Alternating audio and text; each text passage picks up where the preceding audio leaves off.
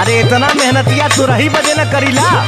हाँ तो सुनिए ला बहुत होइबा तो प्यार के न रस पाइबा रात से जिया पे रजऊ तो रस जइबा।